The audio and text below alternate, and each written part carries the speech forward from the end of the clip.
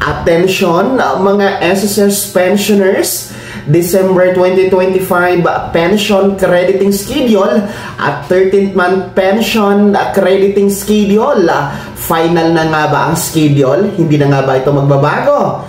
At kailan nga ba ito magaganap? Magkano? Heto, pag-uusapan natin ang lahat na yan sa video na ito.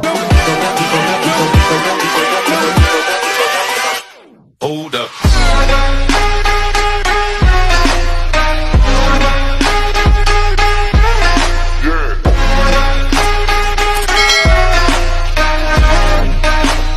Hello mga ka-vlogs! Welcome dito sa aking YouTube channel. Magandang araw po sa lahat ng mga manonood. Saan po kayong dako sa mundo? Kumusta kayo mga ka-vlogs? Eto makinig kayo mga pensyonado ng SSS. Narito po ang inyong December 2025 pension crediting schedule at 13th month.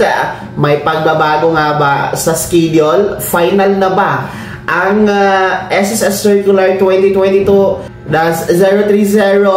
Magbabago pa ba ang schedule na ito? Magkano naman ang halaga? Lahat na yan ating tatalakayin mamaya-maya. Pero kung bago ka pa lang dito sa aking YouTube channel o di kaya di ka pa nakasubscribe, i-click nyo muna ating subscribe button na nasa baba. Huwag kalimutan na pindutin ang notification bell, ilagay sa all para updated kayo sa lahat ng mga videos na i-upload ko. So eto na nga po, makinig kayo dahil ilang araw na lang, nako po I think nasa 5 araw na lang, Disyembre na. Kaya ating pag-uusapan kung meron bang pagbabago, may changes ba sa schedule ng inyong 13th month at December pension crediting schedule, mga pensyonado, no? At magkano po ang aasahan ninyo na matatanggap? Ngayon po kasi mga ka-vlogs ay nasa December 25 na tayo at 5 araw na nga lang po ay tutungtong na tayo sa Disyembre. Kaya talagang napakabilis ng araw, no? May mga videos tayo na nauna po na in-upload kung saan nga po tinalakay din po natin ang magiging schedule ng inyong December pension kasabay ng 13th month. So aalamin natin ngayon kung yun ba ay final na, kung meron bang pagbabago. So kung atin pong titingnan, no, sa mga post at updates, anunsyo at abiso ni SSS sa kanilang official Facebook page, maging sa kanilang website, ay wala naman po silang binigay na pagbabago, particular po sa pagrebisa ng circular, no? Wala pong bagong circular na kapalit doon sa SSS Circular 2022-030. So, kung inyo pong matatandaan kasi mga ka-vlogs, no, last year at mga nagdaan pang taon, no, kung meron mang pagbabago ay inaanunsyo na ito ni SSS, no, bago pa man, no, ang December. So, early as first week of November, inaanunsyo na yan nila. So, I think final na po ang sinasabi ng Circular 2022-030, no, final na po ang schedule na yan. So, mag-recap lamang tayo para sa mga hindi pa aware, no, at nakalimutan ang schedule, at lalong-lalo pa sa ating mga baguhang pensyonado.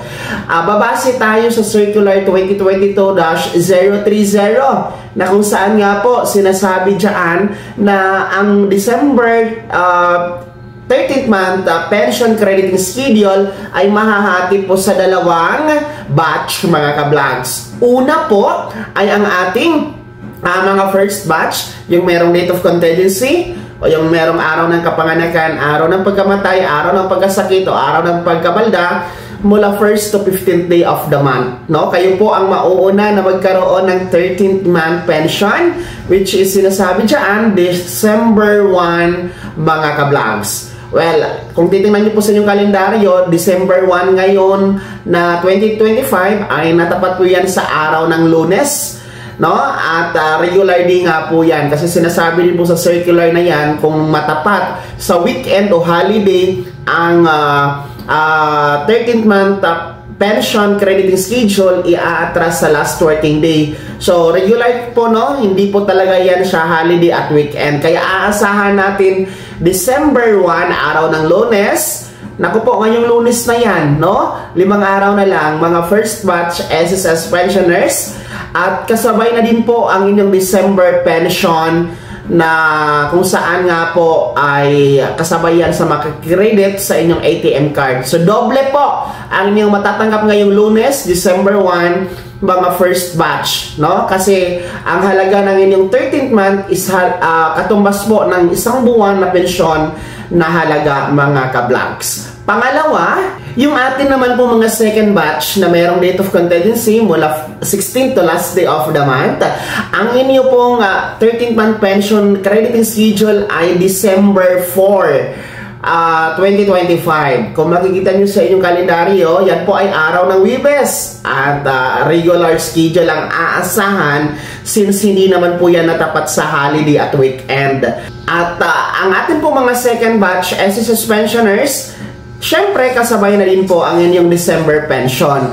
Huwag kayong magtaka ha, kahit December 16 naman po talaga ang yung original date, kasi every 16th day of the month ang inyong crediting schedule ng pensyon.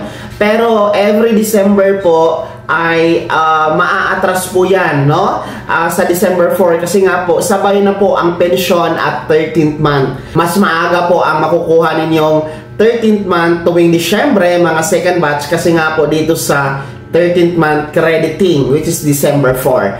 At yung atin pong mga naka-lump sum o yung mga naka-advance 18 months pension, sabay na din po ang inyong 13th month na ibibigay o makikredit sa ATM card dito sa mga naka-second batch, which is December 4, sa ating mga naka-lump sum. Meron kayong 13th month na matatanggap, no? Huwag kayong mag-alala kasi yung inyong na-advance pension, hindi naman po yun kasama ang inyong 13th month. So, happy po lahat ngayong Disyembre na walang maiiwan sa ating mga pensionado. So, ang halaga po, ulitin ko, dyan sa yung 13th month ay katumbas po yan ng isang buwang pensyon ninyo, mga ka-vlogs. Kaya sinasabi nating doble ang makikredit sa inyong ATM card. Kaya ulitin ko, I think ito na talaga ang schedule, ito na talaga ang official 13th month and December pension schedule for this 2025, no? Itong nakabase sa Circular 2022-030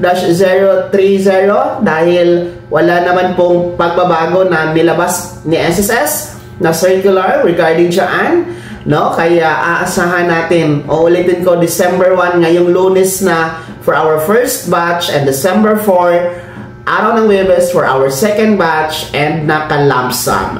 Kaya naman mga pensionado ng SSS, happy ba ang lahat? At excited na ba ang lahat? Ano po yung comment at reaction sa balitang ito? Ano po ba o saan ninyo paggagamitan ang inyong 13th month at December pension? Ibahagi niyo po sa comment section na nasa baba, pakilakip ng buong pangalan at kung taga saan kayo.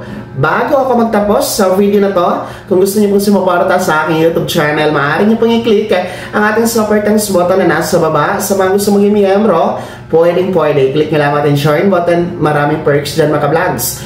Be my member now. Sana'y naging gabay ang video na to kahit paano napag-uusapan natin ang mga mahahalagang bagay-bagay na may kinalaman sa pagiging miyembro, beneficiaryo at pensionado sa SSS. Kung hindi ka pa nakasubscribe dito sa aking YouTube channel, maaari nyo nang i-click ang ating subscribe button na nasa baba. Huwag kalimutan na pindutin ang notification bell. Ilagay nyo po sa all para updated ka sa lahat ng mga videos na i-upload ko. Maaari nyo ding i-like ang video na to at kung meron ka pa mga katanungan, maaari nyo i-komento sa comment section na nasa baba. Paki-follow na din po ang aking official Facebook page na nasa screen nyo. Muli po, ako si Daniel Timpawan na nagsasabing dito sa aking YouTube channel, pawang katotohanan at lahat totoo lamang.